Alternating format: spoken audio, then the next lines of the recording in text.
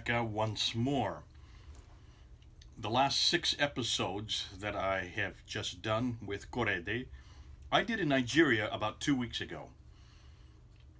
Now that they're all up there, I did them in segments because 2 hours is just too much for people to look at, and so I was asked to do them in segments so they're biteable and so they're easy to digest, things like that. So I've done that. We're now going into the Q&A. People have been putting up comments. Thank you for the comments. It's good to be able to get this type of feedback, this type of peer review.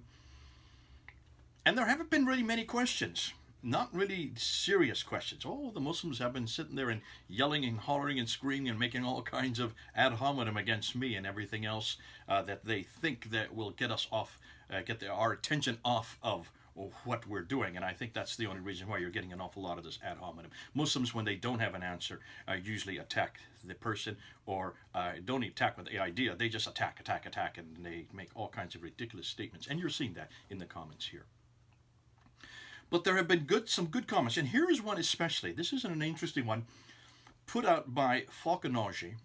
I don't know how to pronounce that, Falconauge or Nauge 4.0. Whoever you are, I wish I knew you, because you've got an amazing overview. And he did a terrific overview a number of days ago, last week. And he asked the question, why, if so many great empires and great peoples who are in the same area that Mecca existed, or surrounding Mecca, and they go back for millennium, if all these people are able to keep records of their own empires and their own civilizations, and we have an enormous amount of records from them, archaic records, then if they could do it, why couldn't the Muslims do it? Why couldn't the Arabs do it? And more importantly, if Mecca is this important, and believe me, it is important for every Muslim, you have to go to Mecca, because Mecca is where it all began, according to your traditions, your 9th and 10th century traditions.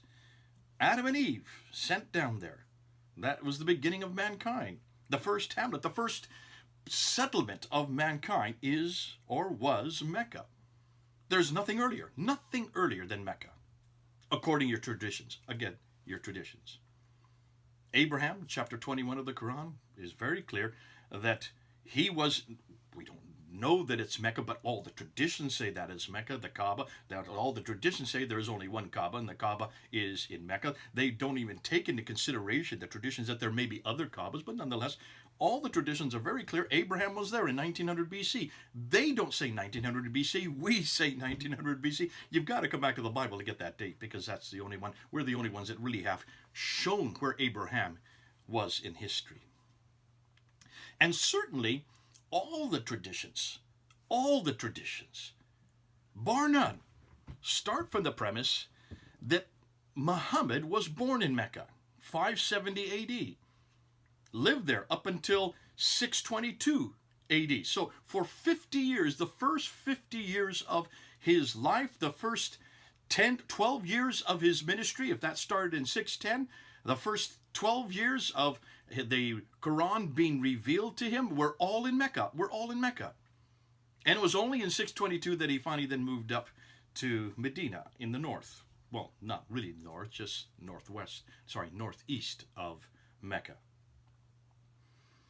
And all of the trade routes, this is another thing that every one of the traditions assume, that Mecca was a center of trade. Mecca was where all the traders came through. Muhammad was a trader. He went up to the north. Some traditions say that he took a trip up as far as Gaza in the north on the Mediterranean. So certainly it was the center of trade, north, south, east, and west. That's what the traditions say. Now, we've debunked so much of that in these past videos. Have you noticed that? We debunked the trade route theory of Montgomery Watt. We've debunked any notion that there was a Mecca that was on any maps. You can't find it anywhere on any maps, not until 900 AD. Muhammad supposedly died in 632. So you can see that's enormous. That's 270 years later that you finally get it imprinted on a map. Difficult for Muslims to know what to do. Difficult. But what Falconauge says here, and I love what he has done. So I'm just going to read it. Normally, I like to read it and then come back on it. I don't think I need to say any more. But what I'm going to do, Fulcanaja, in writing this out, he goes and he shows all the different empires, but as you're reading it, you don't know where these empires are. So I'm going to put it on a map. And as I read it, follow and see what he is saying. He's done a great job. Thank you, Fulcanaja, for what you've done. And this is what he says. I'm going to show you a few examples of many older empires. There are many more that I could show. It is impossible to imagine a city like Mecca. So there's Mecca. Let's put it on the map. And claim that it has the longest life in the history of the Arab cities, unless you have a record. In this case, the region was also well documented for cities that only lasted a few centuries. However, there was no record of a city called Mecca. So what he is saying is, there's lots of documents for Taif. We have references to Taif just southeast of Mecca. We have references to Yathrib just northeast of Mecca. We have references to Khaybar, to Tabuk, to Gaza in the north, to Najran and Sana in the south. All of these places that are on the western plateau of the trade route, there's references after references. We can get all kinds of references to these, but no reference to Mecca.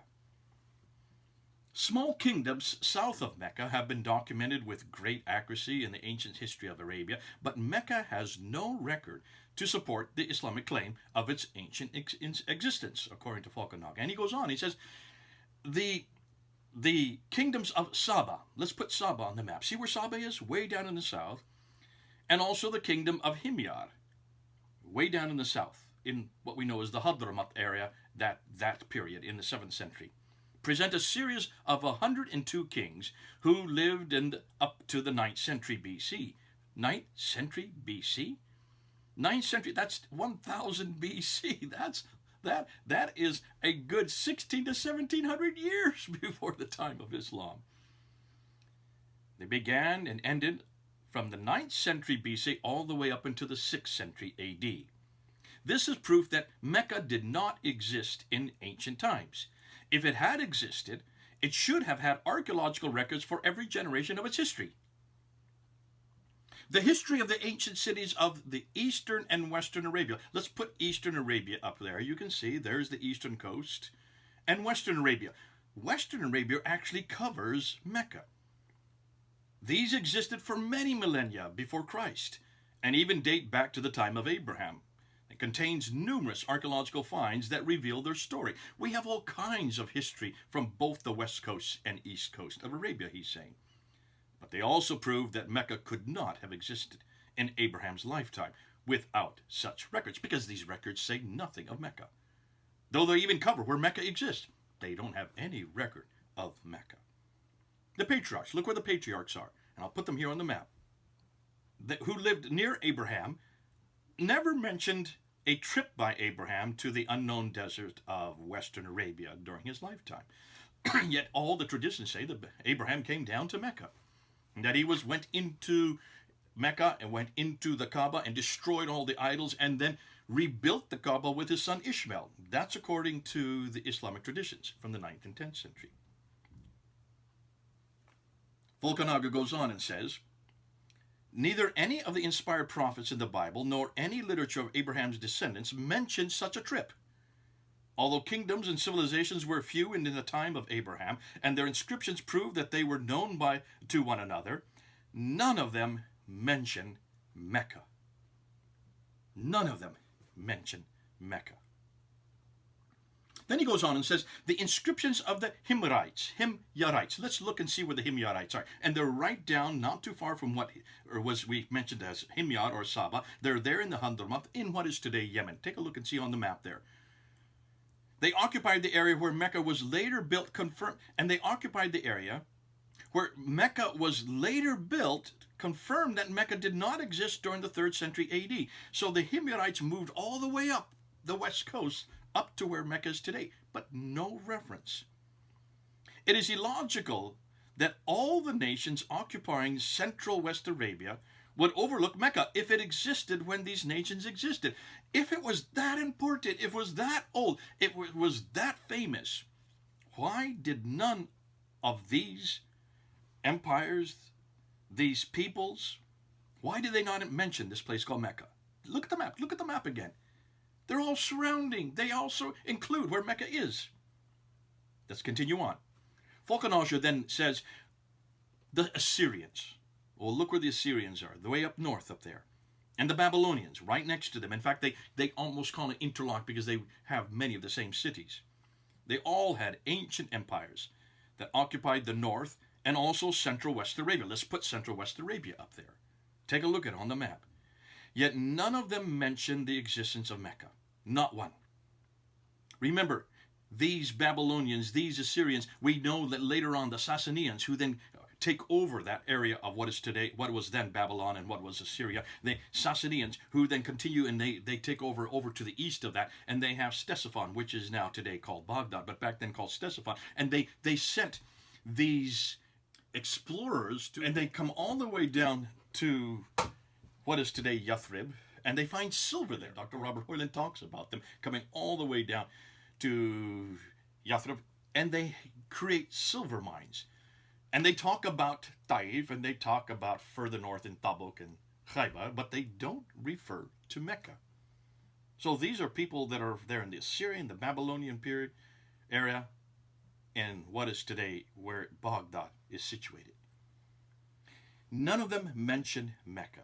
Mecca is absent from the Assyrian political or military and commercial scene, while other tribes of Western Arabia are mentioned in the Assyrian records. Mecca, if it existed at the time of Sargon II.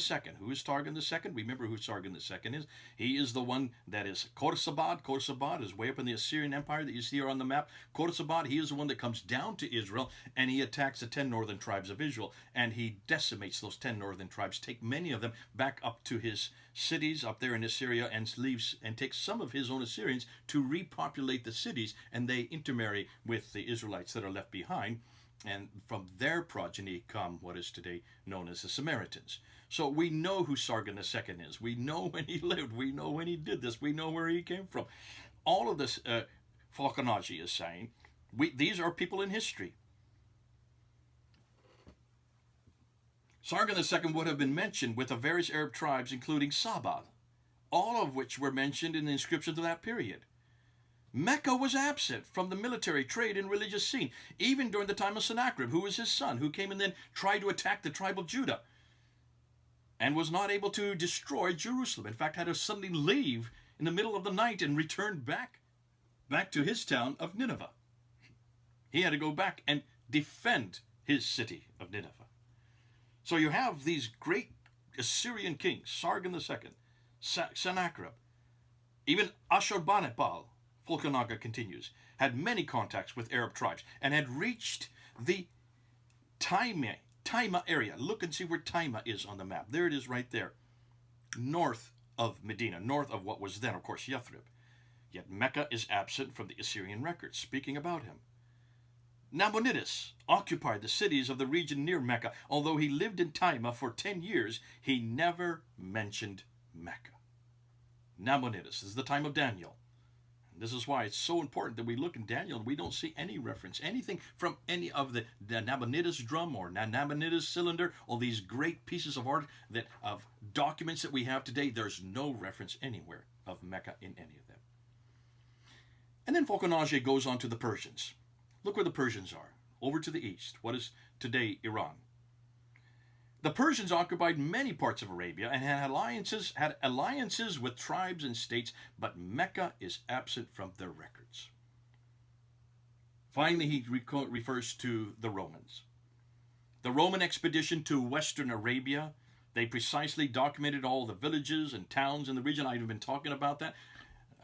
Dionysius is one of them, who then refers to that as the Greek, who the Romans then take, and then take his material and then refer to all the different towns along the western coast of Arabia.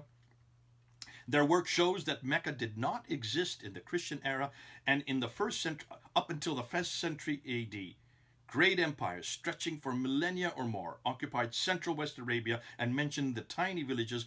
They mentioned the tiny little villages, but they did not mention Mecca. How can Muslims ignore the record of these great empires? Falconager finally concludes. And that's the question we need to ask you Muslims. Let's look at the map again. Take a look at that map. Look at all those empires. We have records from all those empires. And those empires go all the way back to the 3rd, 4th, 5th, 6th, up until the 9th century BC. 9th century BC. Why is it they have records and you don't? Why is it that their records don't show anything about Mecca, but yours do? Why is it that those records continue from the 9th century BC all the way up until the 6th century AD, and yet there is no record? There is no record of the city Mecca. The greatest city, the oldest city, the supposedly the center of history, the center of mankind. And yet there's no record of it. Muslims, you've got a problem here. Because if Mecca does not exist prior to the writings of the traditions, the 8th and 9th and 10th century, if Mecca really doesn't exist on any map until the 10th century, then I would suggest that your traditions are in error. But not only are your traditions in error, so is your Quran in error, because your Quran is assuming that Mecca is there. Though it only mentions it in one place, in chapter 48, verse 24, it still assumes that where this man was and where this revelation of the Quran was revealed to him and where he lived for the first 50 years of his life would have been in Mecca. And yet, if we can't find it, that not only destroys your traditions, it also eradicates any historical authority for your Quran. Talk about the holes in the classical narrative. Your classical narratives, we're finding hole after hole after hole after hole after hole, and this is probably one of the biggest holes. Because I am not saying anything here that is a Christian polemic. It is not me, a Christian J. Smith, who is attacking the Quran because of what I see in the Quran, or what I see in Muhammad, or what I see in his life, or what I see in his empire, or what I see in the history that I disagree with. Because as a Christian, I'm just asking a simple historical question. Where is your city?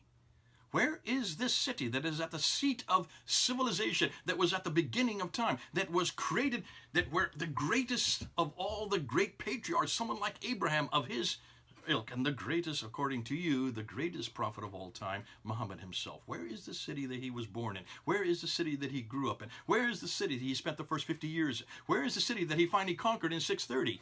Where is the city where all the mosques are supposedly pointing to? You've got a problem. It just doesn't exist. None of the civilizations knew about it. Nobody before the time of the Abbasids, or maybe even the Umayyads, knew about this city.